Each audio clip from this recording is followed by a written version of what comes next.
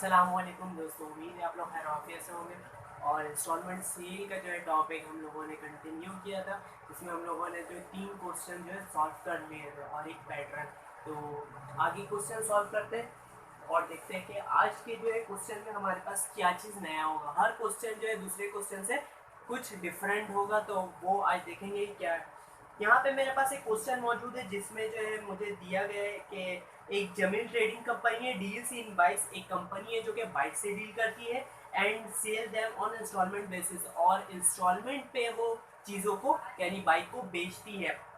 It uses perpetual system and FIFO method for recording merchandise, और वो जो है परपेचुअल सिस्टम और फीफो मेथड यूज करता है। और परपेचुअल का वर्ड मैंने बता दिया था, जब भी आएगा तो हम जो है क्या यूज करेंगे, मर्चेंडाइज का वर्ड यूज करेंगे, परचेज यूज नहीं करेंगे।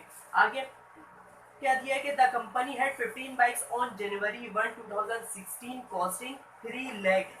1 जनवरी को कंपनी के पास 15 बाइक है जिसकी कुल मालियत 3 लाख रुपए, यानी आपके पास जो है मर्चेंडाइज इन्वेंट्री बिगनिंग दी गई है। ठीक है, आगे क्या बोल रहा, on January 10 2016 25 bikes were purchase at a uniform cost. और फिर जो है आपको जो है 10 जनवरी को क्या किया है, 25 बाइक जो उस कंपनी ने खरीदी है 25,000 रुपए ईच पे, यानी हर बाइक की कीमत 25-25 हजार रुपए है। Jameel company sold 30 bikes on May 31 2016, और जमील कंपनी जो है वो 30 बाइक्स जो है 31 मई को सेल करती है। सेलिंग प्राइस ऑफ ₹36,000 ईच, और जो है उस बाइक की जो है सेलिंग प्राइस जो है वो आपको दी गई है 36,000 ईच। टर्म ऑफ एग्रीमेंट जो यहाँ पे सेट हुआ है वो down payment 6,000 rupees is to be collected on every bike sold at the time of sale. तो आप जब बाइक बेची जा रही उस वक्त आपको जो है 6,000 रुपये डाउन पेमेंट आपको देना है, यानी ये रिसीव किया गया है। और आगे क्या कहा है, and ownership will be transferred only after the payment of the last instalment, और जो ओनरशिप है यानी माल उस बाइक की जो है मलकियत है वो उस वक्त ट्रांसफर किया जाएगा जब तमाम जो है इंस्टॉलमेंट पे हो जाएंगे। All customer paid all the down payment and, अच्छा यहाँ पे एक चीज, the remaining balance is to be collected on the last day of every month in 15 equal instalment of 2000 each. और जो है इंस्टॉलमेंट जो है वो जो है हर महीने की लास्ट, हर मंथ की लास्ट तारीख को वसूल की जाएगी। टोटल 15 इंस्टॉलमेंट लिया जाएगा, और जो इंस्टॉलमेंट जो है वो 2,000 रुपए के होंगे, यानी हर बाइक से 15-15 जो है इंस्टॉलमेंट आएंगे और हर इंस्टॉलमेंट जो है वो 2-2 हजार रुपए की होगी।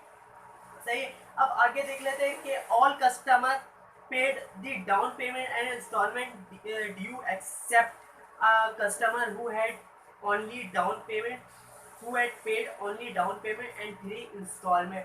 तमाम कस्टमर ने जो है अपनी तमाम इंस्टॉलमेंट को पे किया, सिर्फ एक ऐसा कस्टमर था जिसने सिर्फ और सिर्फ डाउन पेमेंट पे किया था और 3 इंस्टॉलमेंट पे किया है।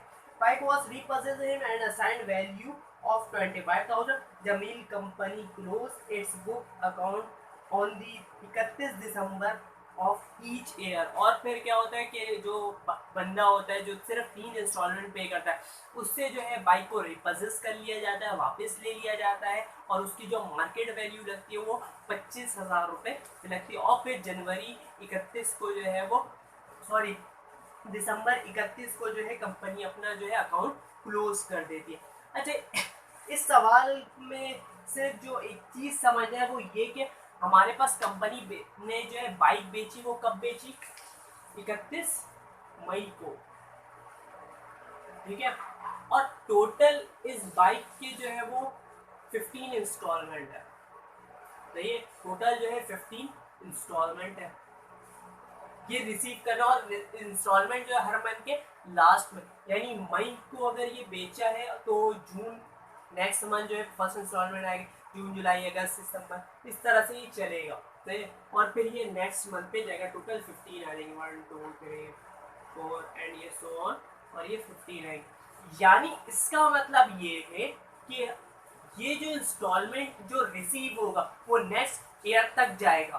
सही ऐसे ही है ना, क्योंकि मई हो गया हमारे पास जो है टोटल मंथ ही 12 होते हैं, और ये तो मई ऑलरेडी हो चुका है, और जून को जो है वो पहली इंस्टॉलमेंट आएगी, यानी जून जुलाई अगस्त सितंबर अक्टूबर नवंबर दिसंबर, टोटल जो हमारे पास 7 मंथ बनेंगे।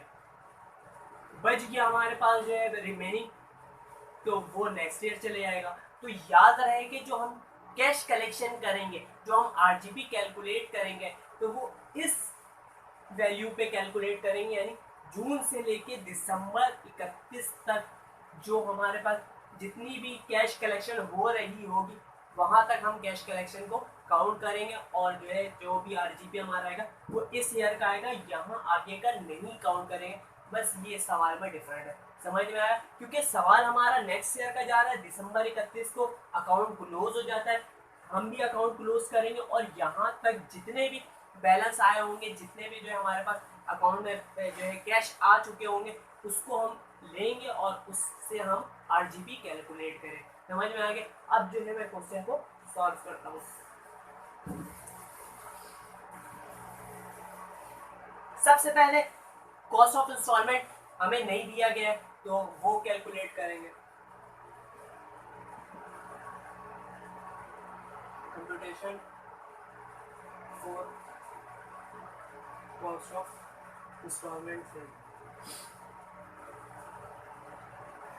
टोटल 30 बाइक बेची है, जिसमें से 15 बाइक शुरू में मौजूद थी, जिसकी कीमत कितनी थी? 3 लाख।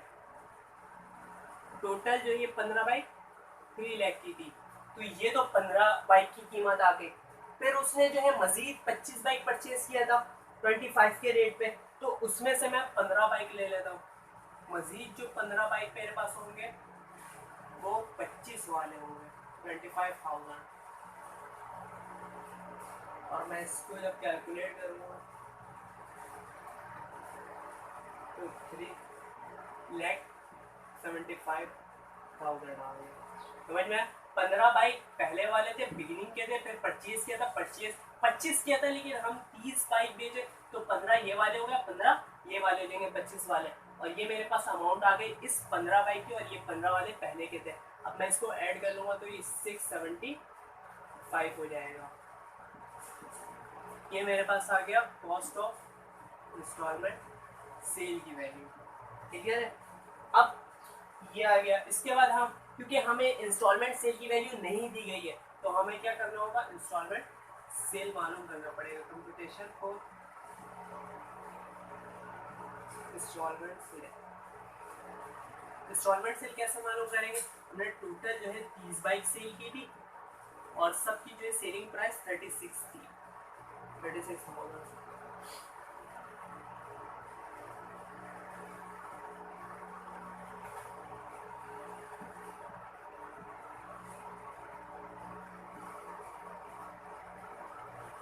ये मेरे पास कॉस्ट ऑफ इंस्टॉलमेंट सेल आ गया, इंस्टॉलमेंट सेल आ गया, कॉस्ट ऑफ इंस्टॉलमेंट आ गया। अब मैं डीजीपी मालूम कर लूँगा।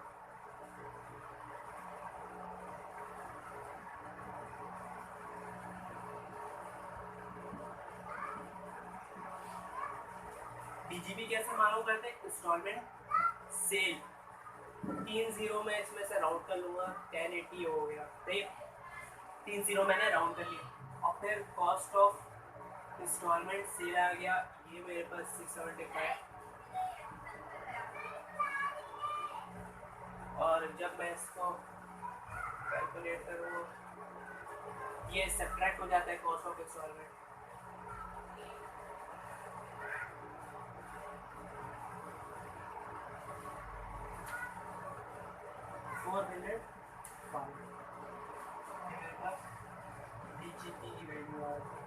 डीजीपी आ गया। अब डीजीपी के बाद हम रेट कैलकुलेट करते हैं।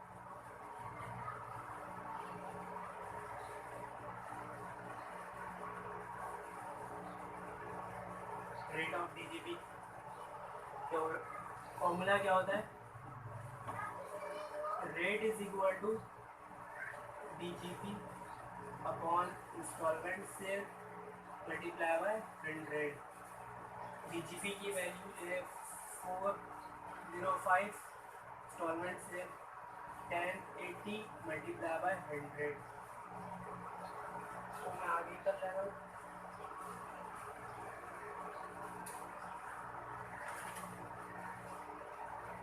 $337 0.5%। ये मेरे पास रेट आ गया, रेट आ गया। अब मसला क्या है कि हमें क्या कैलकुलेट करना पड़ेगा यहाँ पे, कैश कलेक्शन। कैश कलेक्शन क्योंकि दिया नहीं गया तो अब हम कैलकुलेट कर लेते हैं cash collection.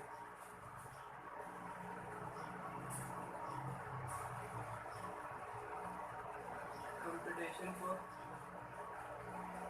Cash collection. Cash collection में मेरे पास डाउन पेमेंट आया था,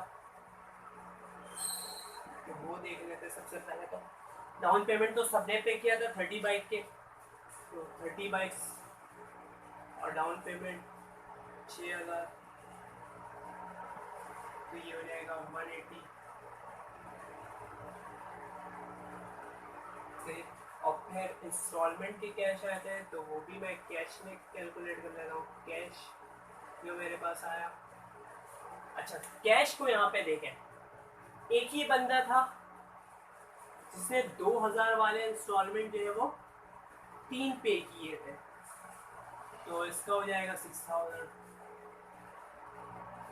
फिर 29 बंदे जो थे उन्होंने 2000 वाले किस्त पूरे पे किए, लेकिन मई 31 से लेके दिसंबर तक हमें कैलकुलेट करना है। मई 31 को बेचा तो जून जुलाई अगस्त सितंबर अक्टूबर नवंबर दिसंबर, टोटल 7 मंथ्स बनते हैं, तो हम 7 मंथ्स लेंगे। सही है।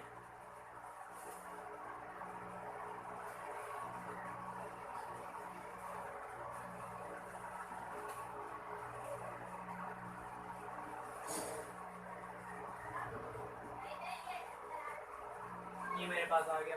अब मैं इसका जो है टोटल कैश कलेक्शन देखूंगा।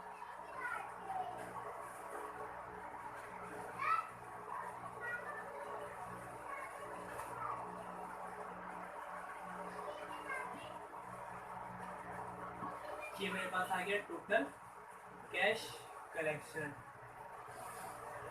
टोटल कैश कलेक्शन आ गया। अब मैं इसका आरजीपी कैलकुलेट कर लेता हूँ, तो कंप्यूटेशन फॉर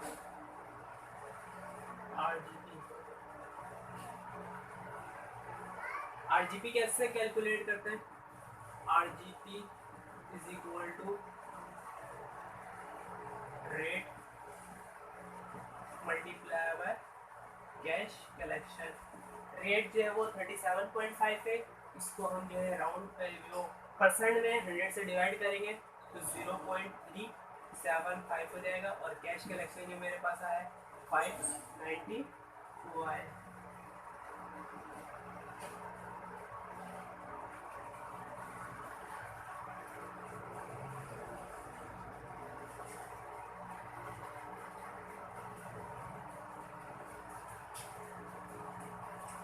ये मेरे पास 2,22,000 आरजीपी की वैल्यू आ गई। सही है। अब इसकी एंट्री करने से पहले जो हमने जो है रिपर्चेज मर्चेंडाइज किया था, यानी जो है बाइक को रिपर्चेज किया था, उसके हम कैलकुलेशन कर लेते हैं। तो कंप्यूटेशन फॉर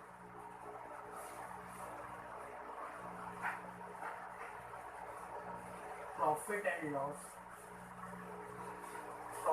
लॉस कैलकुलेट कर लेते हैं। सबसे पहले तो जो बाइक की इंस्टॉलमेंट अकाउंट रिसीवेबल, बाइक जो थी 36 की थी, अब कलेक्शन जो उस पर हुआ था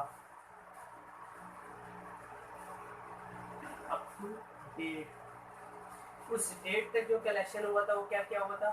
डाउन पेमेंट हमारे पास आया था 6,000 रुपये, और जो है कैश हमारे पास आया था। कैश कितना उसने पे किया था, यहाँ पे किया हुआ 6,000 रुपये, तो ये टोटल हो जाएगा 12,000। ये इसमें से माइनस होगा तो 24 आऊगा, 24,000। ये जो है हमारे पास कैंसल्ड हो गया इंस्टॉलमेंट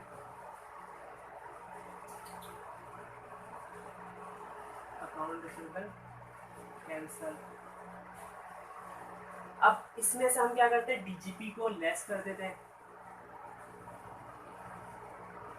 DGP ऑन इट, तो 24 में से मल्टीप्लाई कर देंगे 0.375 से, जो रेट होता है उसी से हम मल्टीप्लाई कर देते हैं।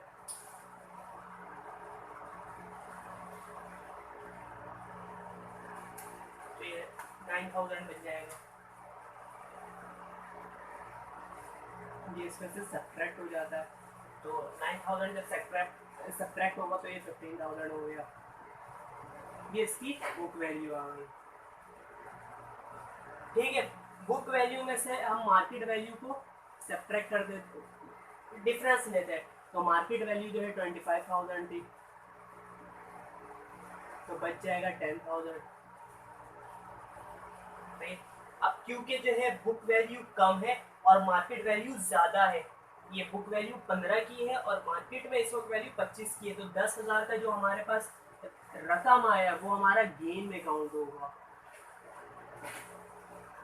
सही है, ये इसका जो है प्रॉफिट एंड लॉस कैलकुलेट हो गया, यानी इस सवाल में जो है हमारे प्रॉफिट हो रहा है। अब इसकी एंट्री देख लेते हैं, कि पहले इसकी एंट्री देख लेते हैं, उसके बाद फिर हम जनरल एंट्री कर लेंगे। इसकी एंट्री जो है 4 ही एंट्री होती है। सबसे पहले तो इंस्टॉलमेंट रीपर्चेज मर्चेंडाइज आ जाएगा,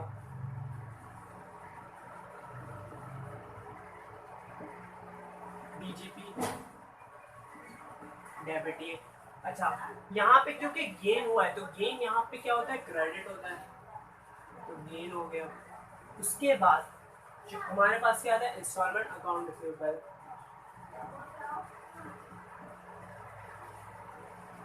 रीपर्चेज मर्चेंडाइज मार्केट वैल्यू होती है 25,000, 25 में ले रहे, तो DGP जो इस पे बन रहा होता है वो 9000 का, 9000। गेन जो मेरा हुआ इस पे 10,000 का, तो 10 हो गया। और इंस्टॉलमेंट अकाउंट रिसीवेबल जो हमें जो है इस पे करना था वो कितना करना था, 24। तो ये देखिए कि 25 और 9 कितना हो जाएगा, 34, और 24 और 10 ये 34, ये खुद बैलेंस करेगा। ठीक है, ये तो क्वेश्चन हो गया, कंप्यूटेशन हो गया। अब इसकी हम क्या करेंगे, जनरल एंट्रीज।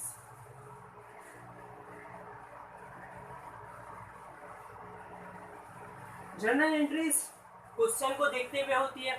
तो क्वेश्चन में सबसे पहले तो बिगिनिंग दिया गया था, उसके बाद जो है जनवरी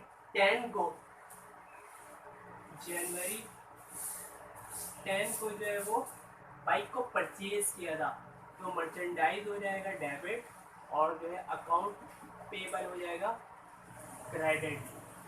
25 बाइक परचेज की थी, 25 की, 25 मल्टीप्लाई बाय 25, 625, 6,25,000, 6,25,000।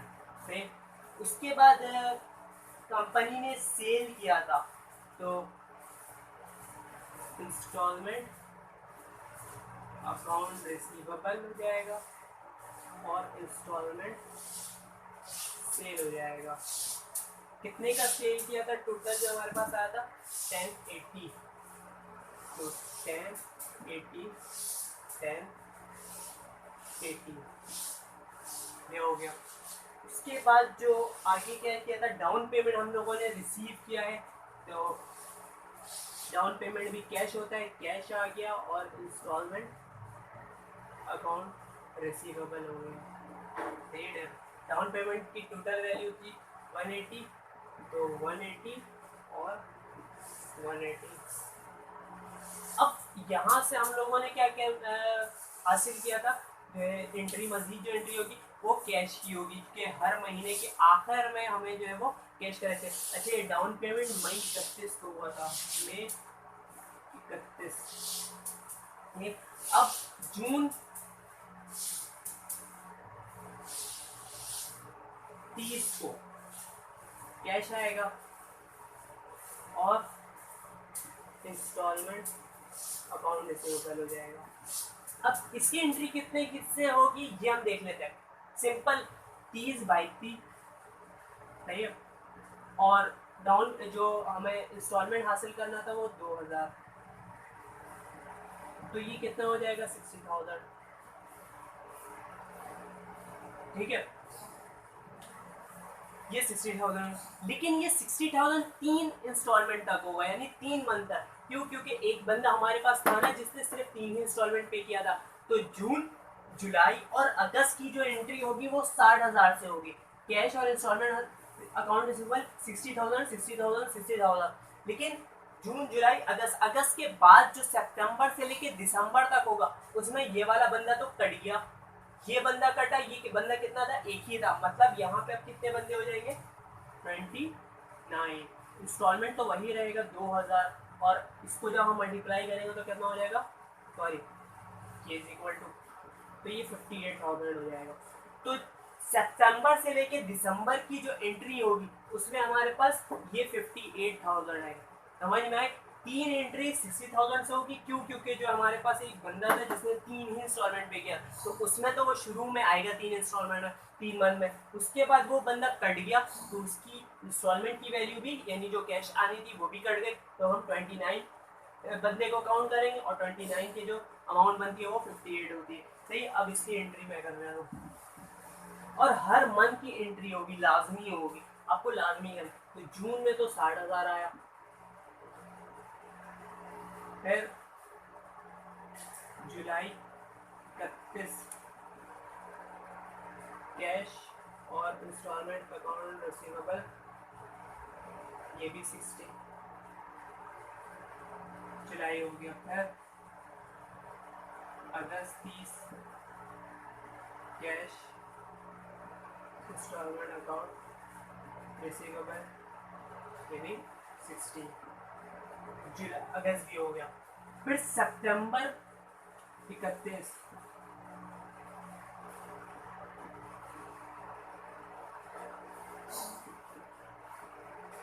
58 58। फिर अक्टूबर 31 कैश इंस्टॉलमेंट अकाउंट रिसीवेबल 58 58। फिर अक्टूबर, नवंबर, दिसंबर 2 मंथ रह गया। नवंबर में भी यही एंट्री होगी, और फिर मैं दिसंबर 31 दिसंबर को यही एंट्री आखिरी करता रहो, एक होगी यही सेम एंट्री। कैश आ जाएगा, इंस्टॉलमेंट आ जाएगा 58 और 58 से ये यहाँ पे एंट्री कंप्लीट। अगर अक्टूबर की भी होगी, नवंबर की भी होगी और दिसंबर की भी होगी, मैंने एक जो है उसको कम कर दिया। तो ये जो है इसकी जर्नल एंट्रीज हो गई। समझ में? इस तरह से जो है इसकी एंट्रीज होंगी। और तो इसमें मजीद नहीं दिया गया था, कोई हमें जो ऑपरेटिंग एक्सपेंस वगैरह नहीं दिया गया। तो ये क्वेश्चन इतना जो है ये हमारे पास हो गया। बच गया क्या इसका? इसका हमारे पास एडजस्टिंग एंट्री हो रह गया, वो हम देख लेते हैं। Adjusting and closing entry.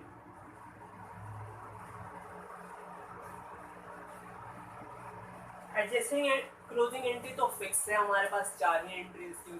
पहला जो है कॉस्ट ऑफ इंस्टॉलमेंट सेल की होती है, और यहाँ पे मर्चेंडाइज जाएगा।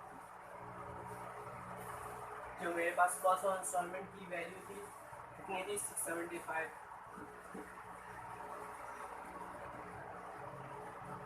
ये हो गया। उसके बाद instalment sale, cost of instalment sale और डीजीपी, ये 1080 675 और ये 405 है। सॉरी, डीजीपी आरजीबी ये कितना था? 222।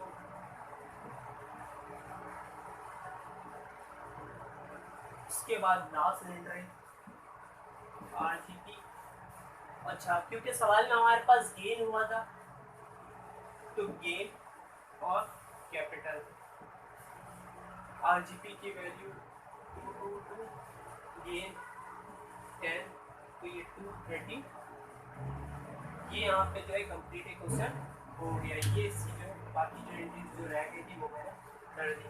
तो क्लियर होगा, आप लोगों को समझ में आ गया होगा कि ये जो नया क्वेश्चन था इसको किस तरह से करें।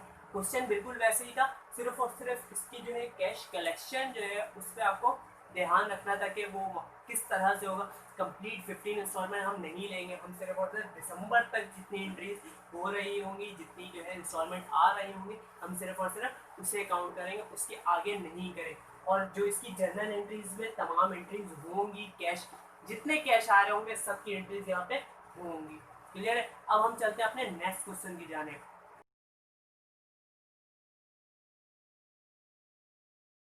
जो क्वेश्चन मेरे पास मौजूद है वो है कि Yasir instalment company deals in home appliance. एक यासिर कंपनी है जो कि होम अप्लायंस से डील करती है। Data related to the operation of the company for the past 3 years. और जो हमारे पास डेटा दिया गया है पास्ट जो है 3 साल। अब यहाँ पे जो है सवाल एडवांस हो रहा है। पहला जब हम लोगों ने क्वेश्चन शुरू में स्टार्ट किया था तो वो 1 ईयर का था। फिर जो है नेक्स्ट क्वेश्चन में हमारे पास जो है रिपल्स वाला सीन है। फिर जो है थर्ड क्वेश्चन नॉर्मल था। फोर्थ में जो हमारे पास 2 ईयर आए, यानी सवाल 2 ईयर पे जा रहा था, कैलकुलेशन 1 ईयर की। मगर अब जो क्वेश्चन है उसमें 3 ईयर का है और हमें कैलकुलेशन भी तीनों ईयर की करनी हो। क्या करना है, किस तरह से सवाल दिया गया वो देख लेते हैं। आपके पास 2014, 15 और 16 की वैल्यू दी गई है, जो भी उसका डेटा है। क्या क्या दिया गया? इंस्टॉलमेंट सेल दिया गया तीनों साल का, कॉस्ट ऑफ इंस्टॉलमेंट सेल दिया गया है, ऑपरेटिंग एक्सपेंस दिया गया है, इसके अलावा कैश कलेक्शन दिया गया है 3 ईयर का। अच्छा, कैश कलेक्शन यहाँ पे समझ लें। मिसाल के तौर पे 2014 में एक चीज बिकी, जिस तरह से अभी हम लोगों ने सवाल किया कि सामान बिका सही, लेकिन उसकी एंट्री नेक्स्ट ईयर में भी जा रही थी। यहाँ पे भी वही वाला कॉन्सेप्ट है। क्या कि 2014 में एक सामान बिका, उसका कुछ जो है पैसा वो 2014 में आ गया 60,000 रुपये बस, ठीक है। अब 2015 में गया। अब 2015 में क्या हुआ कि 2015 में जो 2014 का जो बकाया था वो बैलेंस हमें हासिल हुआ, नहीं जो पिछला आगे एंट्री गई वो हमें हासिल हुई। साथ में 2015 में भी सामान बिके, सही है, उससे भी कुछ कीमत हासिल हुई, कुछ कलेक्शन हुआ, वो हमें दे दिया गया। फिर 2016 में गए। अब 2016 में जब गए तो 2014 का भी बच गया सामान कलेक्शन, सही है, तो उसकी एंट्री भी यानी जो उससे भी कलेक्शन हासिल हुए। फिर 2000 जो है 15 में जो सामान बेचा था उसके भी कैश कलेक्शन है। और फिर 2016 में जो पूरे साल जो भी चीज़ें खरीदो फरोख्त हुई उसकी भी कलेक्शन जो है हमें दी गई है। तो इस तरह से ये कैश कलेक्शन दिया गया। समझ, पिछले सवाल में हमें सिर्फ बताया जा रहा था कि जो एंट्रीज है, जो इंस्टॉलमेंट है वो नेक्स्ट ईयर में जा रहा है। अब इस सवाल में हमें उन कलेक्शन को डील भी करना है, सही है। अच्छा, कैलकुलेट क्या क्या करना है? डिफर्ड ग्रॉस प्रॉफिट कैलकुलेट करना है, रेट ऑफ डीजीपी कैलकुलेट करना है, realise gross profit, net profit, और इसके साथ साथ जो रिकॉर्डिंग में रिकॉर्ड कलेक्शन ऑफ कैश, हमें जो है सिर्फ और सिर्फ कैश कलेक्शन रिकॉर्ड करना है और इसके साथ साथ रियलाइज ग्रॉस प्रॉफिट को कैलकुलेट करना है। सिर्फ 2 चीज़ें जो यानी एंट्री उसकी करनी है, सॉरी, कलेक्शन की एंट्री होगी और रियलाइज ग्रॉस प्रॉफिट की एंट्री होगी हर ईयर की सेपरेटली। क्लियर है? सिर्फ 2 एंट्री होगी, जनरल एंट्री नहीं होगी, ना एडजस्टिंग होगी, सिर्फ और सिर्फ यही 2 एंट्री होगी। अब देख लेते हैं किस तरह से ये क्वेश्चन सॉल्व होगा। सबसे पहले क्योंकि इंस्टॉलमेंट सेल भी दिया गया है, कॉस्ट ऑफ इंस्टॉलमेंट भी दिया गया और हमें सवाल में डायरेक्ट बोला कि डीजीपी कैलकुलेट करो, तो हम कैलकुलेट कर लेते हैं भाई। Computation for DGP. डीजीपी किस तरह से कैलकुलेट करेंगे? हर ईयर की एक साथ कैलकुलेट करेंगे। मिसाल के तौर पे 2014, 2015 और 2016।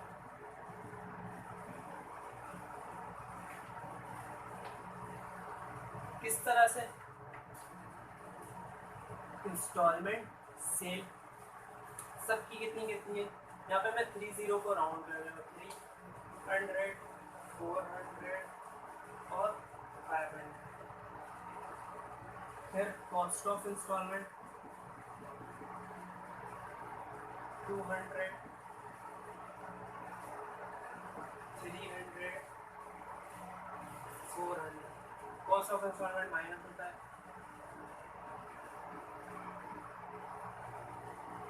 तो ये 100, 100, 100, ये हमारे पास आ गए डीजीपी की वैल्यू। सही, इस तरह से एक साथ हो जाएगा। फिर जो है हम कैलकुलेट कर लेते हैं यहाँ पे रेट, तो कंप्यूटेशन फॉर रेट, रेट भी हम एक साथ कैलकुलेट कर लेंगे। फॉर्मूला लिख लेते पहले। रेट का फॉर्मूला क्या होता है, rate is equal to DGP upon instalment sale multiply 100। ये तो जनरल फॉर्मूला आ गया। अब इसी के नीचे ही जो है हर ईयर की हम रेट भी कैलकुलेट कर लेंगे। ये 2014 का है तो डीजीपी इसकी जो है वो 100, इंस्टॉलमेंट सेल इसकी 300 और मल्टीप्लाई बाय 100 इसी के नीचे आ जाएगा। फिर इसी तरह ये है तो डीजीपी इसकी 100, सबकी 100 है, 400 इंस्टॉलमेंट सेल मल्टीप्लाई बाय 100 और फिर इसका भी 100 डीजीपी, 500 जो है इसका इंस्टॉलमेंट सेल और मल्टीप्लाई बाय 100।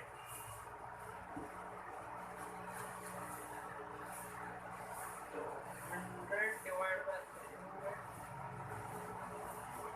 33.33%, ये हमारे पास आया 14 का रेट।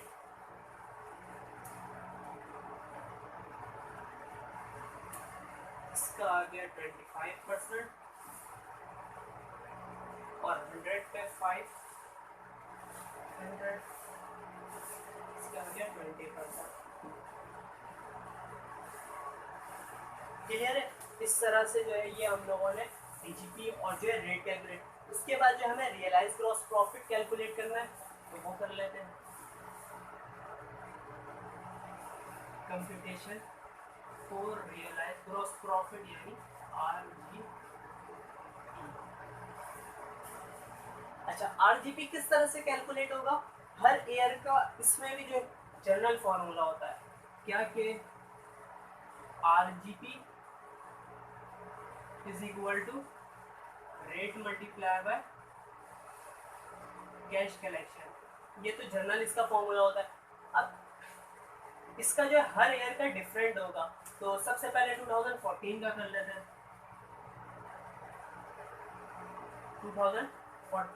2014 का किस तरह से होगा कि हमारे पास जो है आरजीपी जो है वो 2014 की आरजीपी हम कैलकुलेट करना है। तो इसका जो रेट था वो कितना था, 33.33, तो ये परसेंट से हटेगा तो ये हो जाएगा मल्टीप्लाई कैश कलेक्शन। कैश कितना हमें जो है 2014 में आया था 60,000,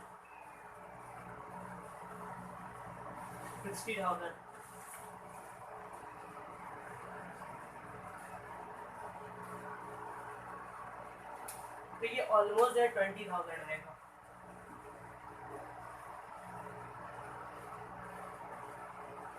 तो 2014 का जो आरजीपी आ रहा है वो 20,000 आ रहा है। सही है, अब हम आगे देख लेते हैं।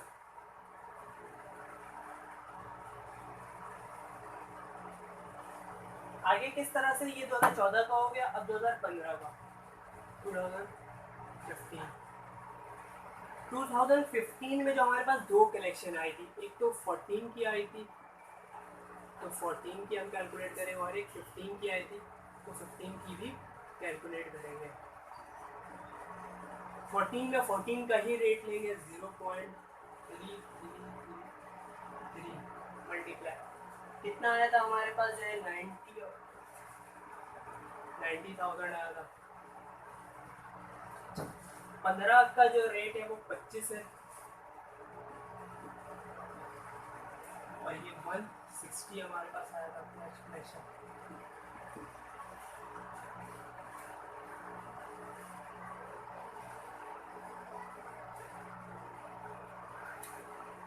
ये 30,000 और ये 40,000 आ रहा है। ओके, और इस ईयर का जो टोटल आ रहा है वो 70,000।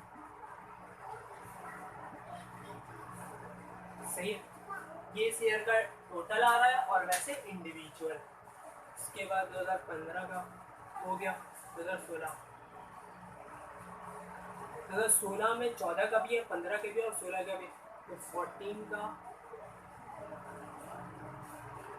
15 का और 16 का।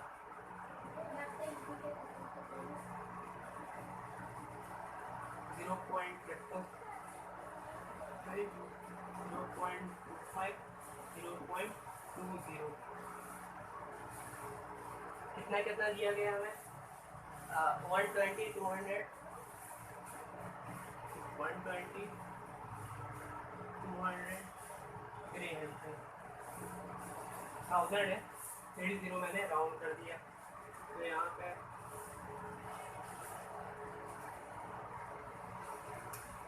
ये 40,000 आ रहा है ये 50,000 और ये वाला 60,000 सही। और इसको जब हम करेंगे तो ये 150 जाएगा।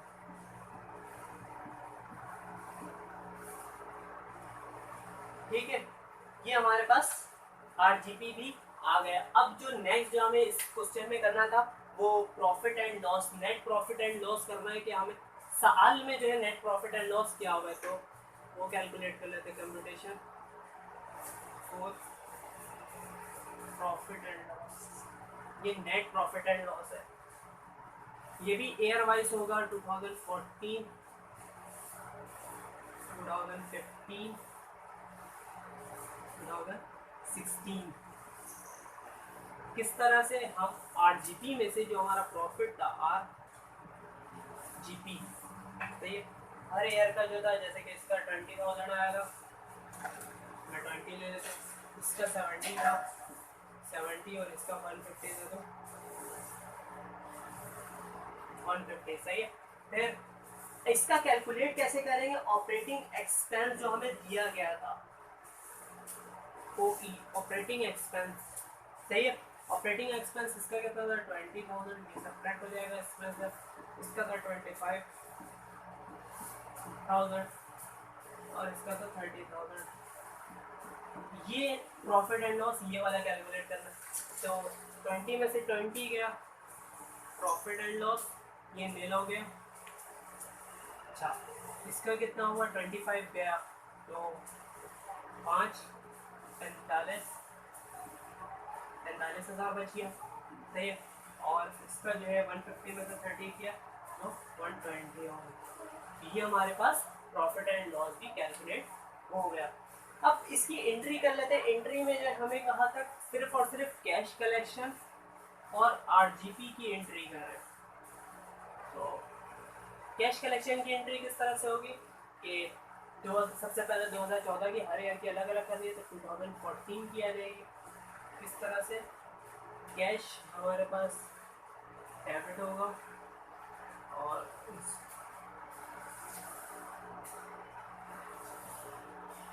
अकाउंट रिसीवेबल 14 का क्रेडिट होगा। कितना 2014 का कैश कलेक्शन था 60,000 तो 60,000 आ गया। ये इसका कैश कलेक्शन की एंट्री हो गई। साथ में RGP की भी कहा था तो RGP की भी कर लेते हैं। DGP 14 की अच्छा क्योंकि ये एयर वाइज है तो आपको लिखना होगा यहाँ पे 14 का है और ये 14 का है RGP। इसका जो था वो 20,000 था तो 20,000 सही है।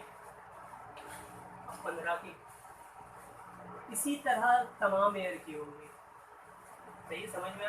15 में क्योंकि डबल कैश कलेक्शन आया था 2 आया था तो किस तरह से वो कैश तो एक ही आया तो ये टोटल कैश होगा।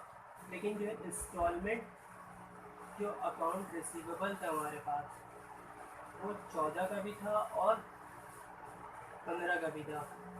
14 में जो हमारे पास आया वो 14 का जो था वो 90,000 और 15 का 160 तो ये मेरे पास जो है वो टोटल जो है 250 हो जाएगा सही है। इस तरह से होगा। अब नेक्स्ट जो है हमारे पास इसका RGP वाला भी करना है तो DGP 14 15 कितना कितना आया था 30,000 और 40,000, 30,000 और 40,000 और ये टोटल 70,000। सही है। ये 2015 का हो गया। 2016 का लास्ट एंट्री कैश की एक ही रहेगी, लिखेंगे इंस्टॉलमेंट अकाउंट रिसीवेबल 14, 15, 16 कितना कहता है 120, 200 और 300, तो ये टोटल 5 एंड 6 और 620 हुए हैं। और जो C R D G P वाली एंट्री होगी D G P 14, D G P 15, D G P 16 कितना आया था 40, 50 और 60, 40, 50, 60 आर जी पी जो टोटल जो हो जाएगा वो 150। तो यहाँ पे जो है ये वाला क्वेश्चन जो है कंप्लीट हुआ है। तो एक बार आप लोग भी देख कंप्लीट जो है एक क्वेश्चन मैंने सॉल्व कर दिया, समझ में आया। इस तरह से ये कंप्लीट जो है क्वेश्चन सॉल्व होगा। तो मुझे उम्मीद है कि आप लोगों को आज का लेक्चर भी समझ में आ गया होगा कि हम जो है मुख्तलिफ जो है जैसे जैसे कोर्स आगे बढ़ता जाएगा यानी जो टॉपिक आगे बढ़ती जाएगी, सही। और जो है हमारा जो क्वेश्चन जो है वो पिछले क्वेश्चन से चेंज हो जाएगा। और आपने देखा कि हमने स्टार्ट कहाँ से लिया था, कितना सिंपल, और आज हम कहाँ पे आ चुके हैं और हमें समझ में भी आ रहा है। तो मुझे उम्मीद है कि आप लोगों को ये समझ में आ गया होगा। तो इसे प्रैक्टिस लाजमी करें। शुक्रिया।